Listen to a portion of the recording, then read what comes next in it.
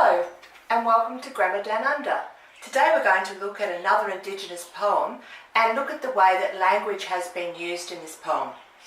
The poem I've selected for today is Welcome by Triodia. We've already looked at one of her poems and it was called Black Heart. Today we're looking at one called Welcome, which presents a very positive representation of Indigenous people and how they welcome people to this land. Let's read the poem. Welcome, white fellas, to my land.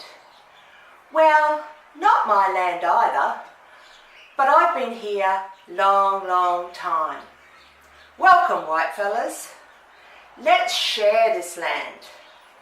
You got more mod ideas, like roads and hospitals, for our sick.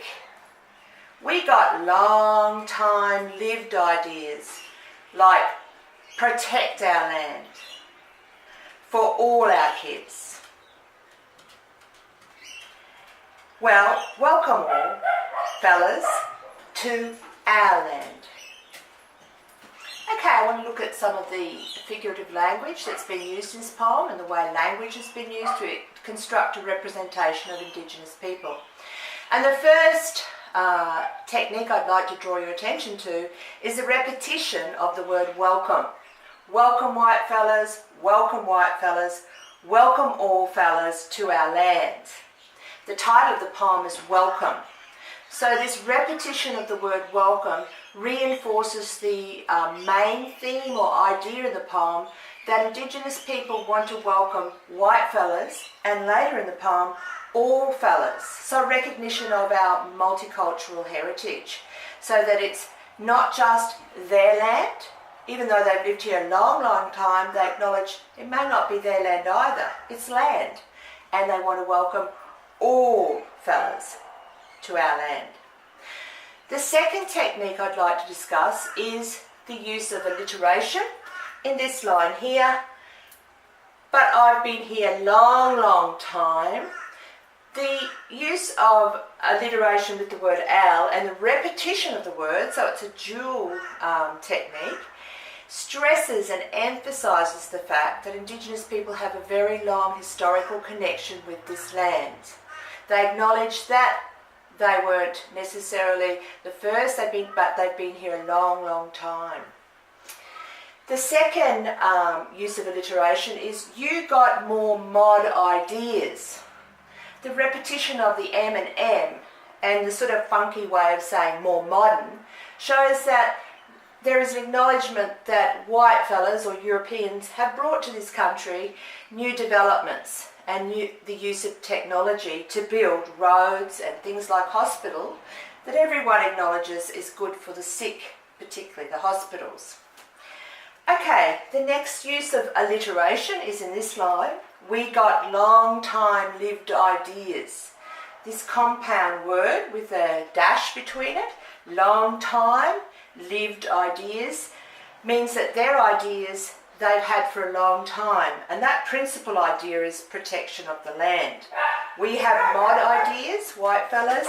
Indigenous people have long time lived ideas.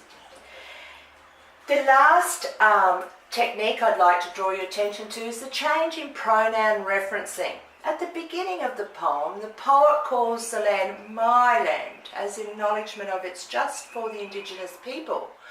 But having worked through the ideas that this poet has developed, that other people have come, they've brought modern ideas, they're good because they're for our sick. Now she's changed the pronoun referencing to our land. So there's two pronouns there. One that's very strong in terms of recognition and construction of Indigenous representation as the land belonging just to them.